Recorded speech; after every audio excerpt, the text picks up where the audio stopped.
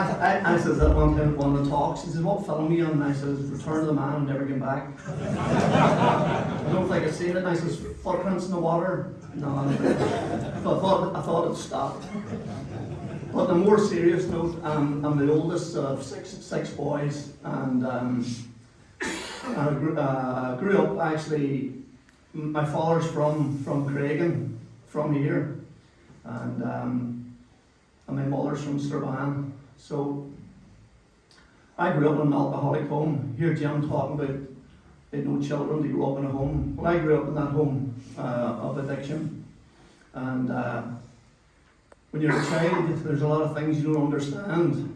So my first memories are going back as far as 3.5. We're caught for time, so kind of. But I'm listening to the rows and fighting and crying, the house being wrecked. And for a child of 3.5, I was totally affected. I used to sit on the top stair all night listening to what was going on, and then sneak into bed and pretend I was sleeping.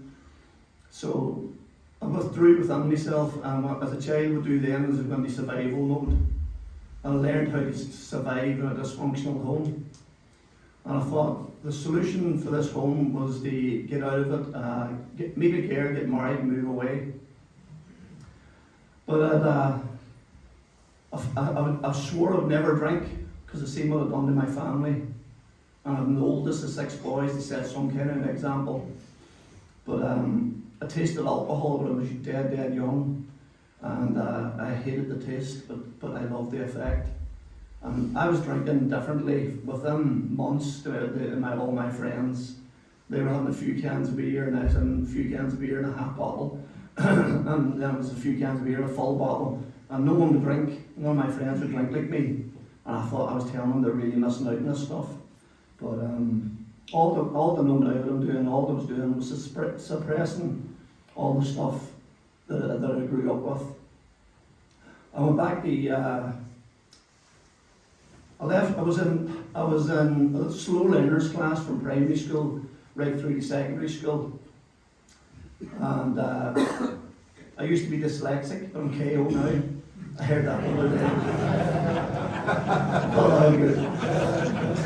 But the case of I'm dyslexic, but I went back to university and I was there for 5 years, and I had a great passion for helping people in addiction, and it was a complete struggle because I was totally atheist and believed in God.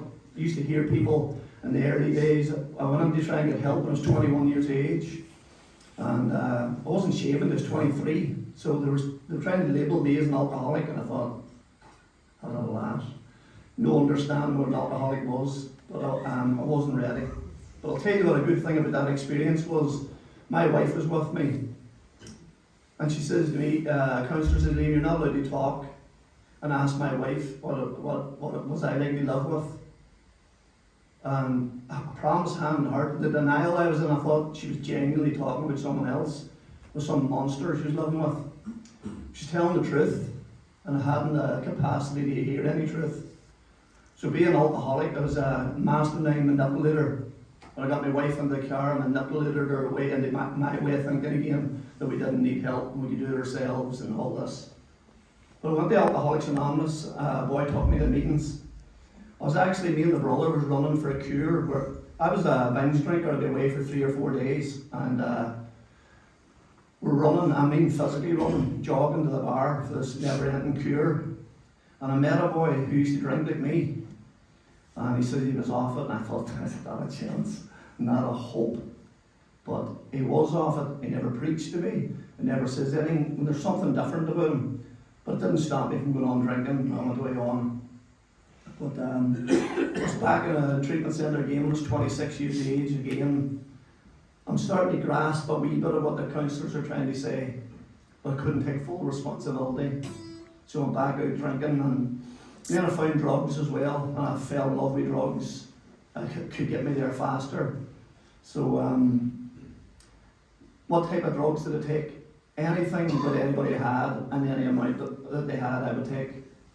Didn't ask what they were or anything, just take anything. So I spent 3 months in a mental institution then, I hated myself so much I couldn't stop drinking. The things that I seen within the home growing up, I became the same person. And Alcoholics Anonymous, the 12 steps, they talk about Jekyll and Hyde. Even I didn't know who was coming home. I could come home all loving, or I could come home and wreck the house. But I never knew. And this is what my wife put up with and my children. And the only thing that would take all that feelings away again of regret and guilt and shame was another drink. And I continued on my journey. I had another 2 trips in a mental institution after that. I was in for 7 weeks and then I was in for another 2 weeks. Well, my final time I was in a treatment centre, I was 28, and I met this woman, counsellor, and she looked at me and she says, Liam, if you trust me, I can take you right down to the core and build you up a new man. And I first time ever experienced in 28 years of age, first time ever experienced crying, I broke down. See, I learned enough to see the closest person to take you into the world is your mother and father. Yet my mother lied to me through her own addiction her whole life. She said she wasn't going to drink, and she drank. She wasn't going to wreck the house, she wrecked the house. And she was going to stop, but she kept going on for years. Like, we seen awful stuff growing up. Like, I seen my father carry my mother to bed, taking a heart attack on the stairs, trying to take her up back ways. And then me and my younger brother, we took over that role when we were young, and then we carried our mother to bed. And we would stay up all night in the top stair, watch in case she'd fall down and break her neck. That's the kind of life we went. And them days we went to school, you were strapped at school with a leather strap for not paying attention. To this day, I'm baffled how they didn't know the children's come out of dysfunctional homes, sleep and stuff, deprived, couldn't pay attention. But again, I got sober and I got clean when I was 28 years of age. A penny finally dropped. See, the biggest thing I was always scared of was change. I'm full of fear. And then they were breaking fear down for me. You can FEAR, you can face everything and run, or fear everything and run, or face everything and recover. And I thought, I'm going to try the recovery route this time. And that woman did look into my eyes, and I believe I am now a psychotherapist, and I help people. I teach the 12 steps for many years. I believe that for me, in my experience, when a person knows they've been listened to for the first time, they start to recover. I'm talking about they know they've been heard. Not that somebody's looking at their watch or judging them and being self-righteous and all them other things that come along with it. So I went to Alcoholics Anonymous, listening to old timers saying, your loving Father in heaven. And I thought, loving Father in heaven, where was he in my childhood? Where was he in my home? Not buying none of that nonsense. I used to speak my mind too, he probably saved me. I should say, I didn't come here for all this, I came here to get sober and stuff. But I was only 4 weeks sober, and my mother and father broke up on Christmas Day after 30 years. And that was really difficult. And there was violence in the home, the house was nearly burnt down, younger brother, no toys, but it was tough to take on board. My brothers came looking for me that day, and they couldn't get me because on Christmas Day I was in an AA meeting just hanging in there. And there was violence and everything that day, and I would have been involved in all that, and I wasn't there. I'm glad I wasn't there.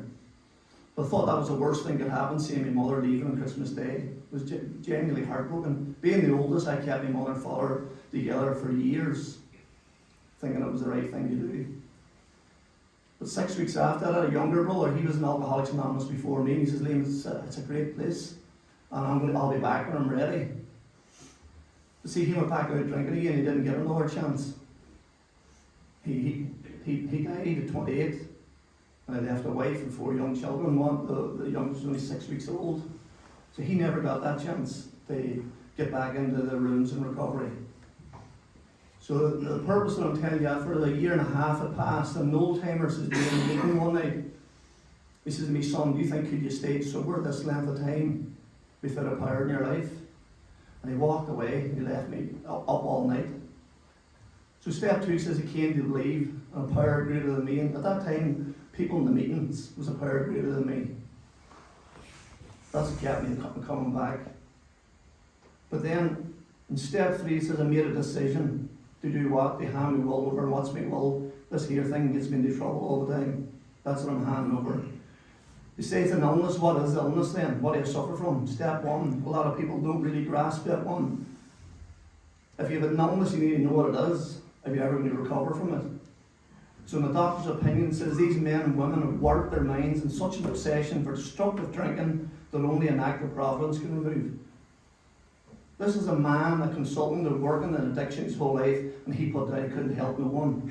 He got close to a lot of patients and they died. And he says, only an act of providence. It means an act of God. That's some humility for a consultant to write. So again, things begin, they happen for me. And then I come to see a man shared one night in the meeting, when do you do the steps? And he says, when you want to get well. And I thought, I'm going to ask that man for help. See, me pride, a lot of bad things stem from pride. But I went up and asked him, and humbled myself and asked him would he help me with the steps, and he says he would. And see, I seen something in his eyes. I seen God in his eyes. He just drew me like a magnet to him. Nothing seemed to bother him. He was always calm and peaceful and thought of. And chapter 5 says, if you want what we have and are willing to go to any lengths to get it, then you're ready to take certain steps. I didn't know what it was he had, but I wanted it. So I was willing to go to any lengths. So the first one was asking for help. So then I believed in God wholeheartedly. And boy, the more I got into God and I identified God as Jesus. See, I do public meetings all over the place, and I don't do it to offend anybody, but I tell the truth. In the book it says we never apologise to anyone for our dependency upon God. I will never apologise to anyone. I'm not saying to hurt anyone either what you believe in, but I believe in Christ wholeheartedly. And that's where I got all my recovery from. You know? And where else would he be when he walked there? It was just down to people like me, far, far away. It was amazing that he would reach out and touch me. And I felt very proud then I was getting sober. And then a lot of other things happened. Another younger brother too, he kept drinking and drugging the same as me, and I watched him for years, and I used to have to hit him at times and stuff, and he was going to stab me one night. You could just picture it, it's not good.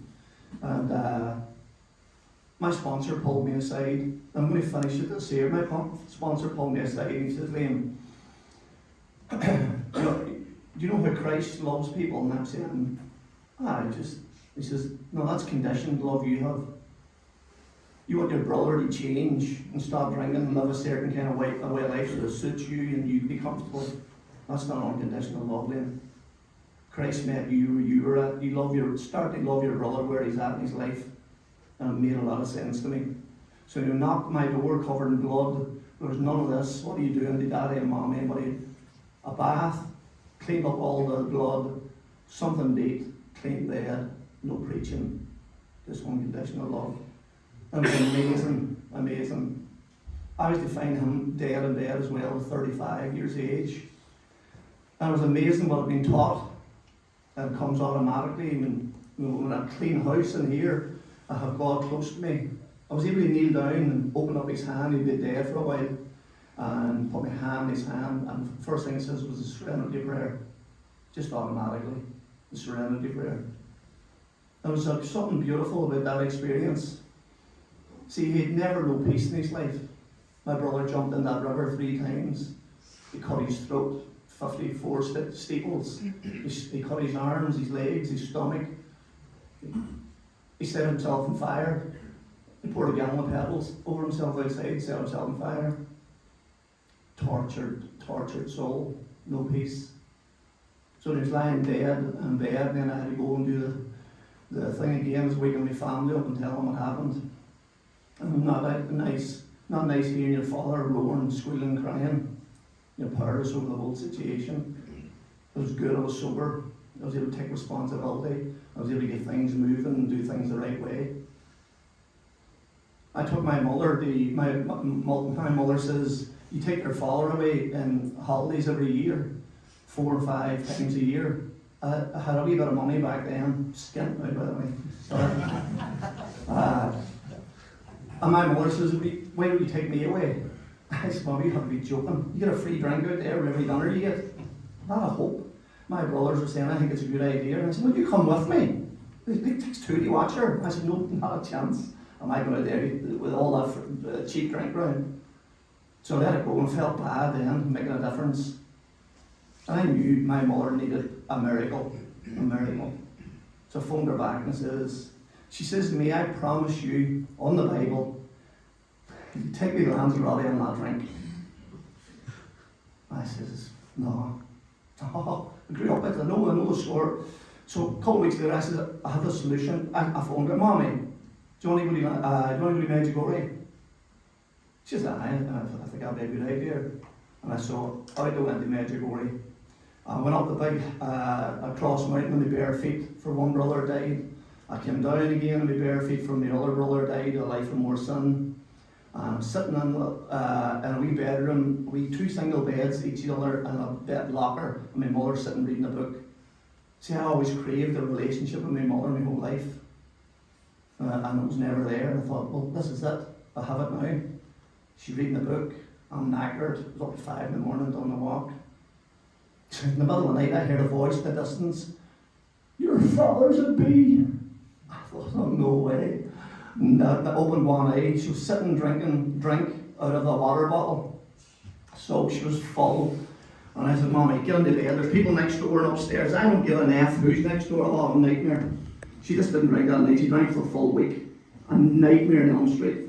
So I got her down the field the next day and I says, you swore to me you wouldn't drink. You know what she says? I swore I wouldn't drink, but went to Lanzarote.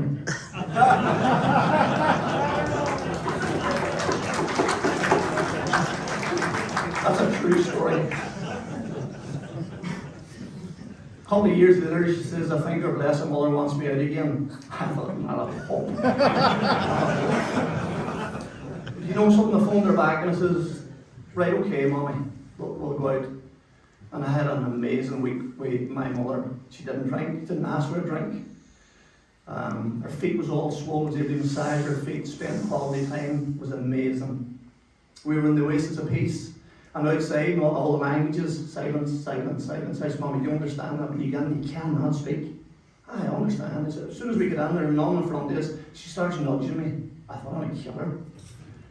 And she's nudging again, I elbow her again. I thought, where did I get her outside? I said, Mommy, what do you not understand? We not speak? She said, no, Jesus turned his head on the cross and looked out at me. Did you not see? And I thought, you back off now, Liam. I said, no, Mommy, I didn't see, but that was meant for you. You hold on to that. And she talked about it from the way she was out there. And then she drank herself to death when she went back. I found her a few months later, found her face down dead on the sofa. See, mothers are amazing, amazing. I speak so highly of women because I've counseled many of them. And it's so acceptable today to see a drunk man coming down the street, but not a woman. And then you hear this self-righteous, judgmental comments of women. If she loved her children, she wouldn't be drinking. It's people with no knowledge. If the love is the solution, my mother would never have drank. Not about love, about an illness. They say it's an illness. Somebody's cancer, you ask them what kind of cancer they usually tell you, and they usually tell you the treatment. But the knowledge from addiction is very, very limited, I believe. I need to know what I suffer from. I'm going to recover from it. So that was it. We buried our mother then. See, the miracle of all this, I never thought of a drink or a drug, not even once. See, a good relationship with our Lord never left me. Give me the strength when I needed it. And then me and the three brothers left. There was 8 of us, there's 4 left. And we nursed our father for 5 years. Great man, wee holy man. Heart broke. His wife and his 6 boys all into addiction. And he could never accept it was an illness. Never, I couldn't understand it. He said that was a choice. Later on down the years, he come to see, and he changed. And I welcomed my mother back into the family, and they made amends with each other, and my father understood us more. Because when my brother was killed, I had another brother in the car, was seriously injured. His hand, ear sewn on, brain damage, and he's okay today, thank God. But we didn't know then. Me and my father shared a bed down in the hospital, and he got me telling me what it was like for him. See, he was able to listen. God gave me the grace to be able to listen to my father, what it was like for him, a living hell he went through. But he was so proud of all these boys now all sober and clean, and we nursed him with dementia there, an awful illness for 5 years till he passed away. And when you're clued in a wee bit of prayer, I go to Adoration every day. I'm drawn to Adoration. I had a Padre met on my father's chest and doing the Divine Mercy when he was dying all the time. It was amazing. It was amazing. And my father got a great send-off, you know, so I opened up an agency called Heal the Hurt. I'm fully qualified, I charge no money for it. I've done it for 6 years, 7 days a week, morning, noon, night, till I went into bad health. I was doing far too much, and it cost me a lot. But I've went out of it now, but I'm going to go back on the teaching workshops very shortly, going around, and the price of that is free as well. So that's my experience of the day. We're time short with another speaker, so thank you very much. Thank you.